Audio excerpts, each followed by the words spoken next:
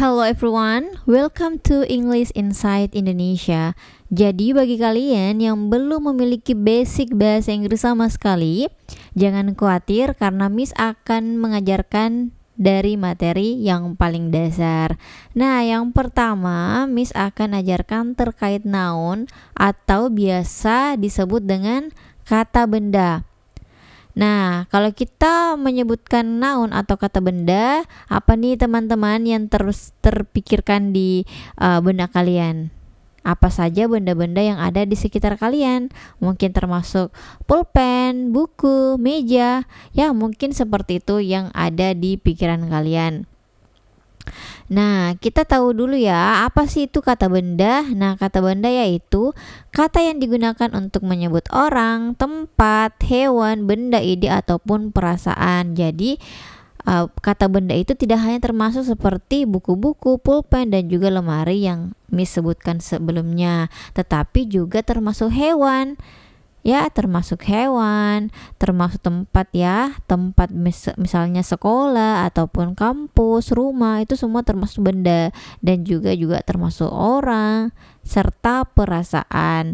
Nah, untuk lebih jelasnya lagi, Miss kasihkan contoh untuk setiap kategori tersebut. Nah, kita lihat contohnya ya. Nah, contohnya yang pertama, orang itu seperti guru, ya, or teacher, doctor or dokter, mother or ibu. Bisa juga contoh lainnya seperti ayah, paman, tante. Itu semua termasuk jenis dari kata benda yang masuk orang.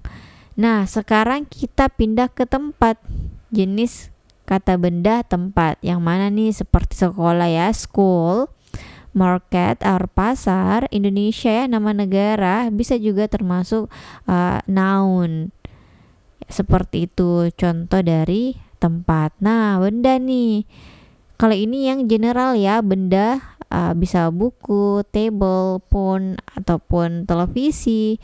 Semua benda-benda yang ada di sekitar kalian itu sudah termasuk noun. Nah, ini yang kebanyakan orang ketahui definisi ataupun contoh-contoh dari noun. Nah, sekarang kita pindah ke hewan. Semua jenis hewan itu termasuk noun, seperti contohnya cat, kucing, ya, elephant, gajah, bird, burung, ataupun hewan-hewan lainnya. Semuanya itu termasuk noun.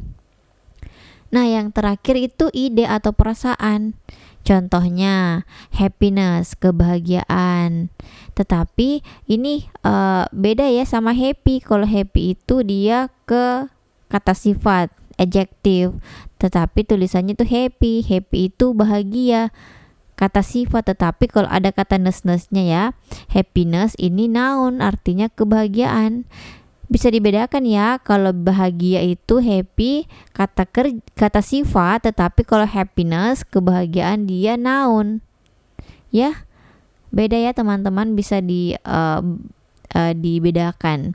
Selanjutnya ada freedom atau kebebasan. Ini noun, freedom, tetapi kalau free saja, free, kata free itu bebas, itu dia maksudnya ke adjektif atau kata sifat. Nah, selanjutnya ada love, cinta. Ya, ini tuh bisa masuk juga kata kerja. Ya, love itu artinya mencintai.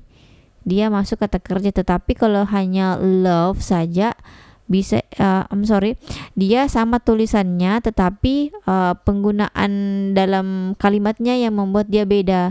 Ketika dia mau digunakan sebagai noun, bisa juga ya dia artinya cinta, tetapi kalau dia diartikan sebagai kata kerja, dia artinya mencintai.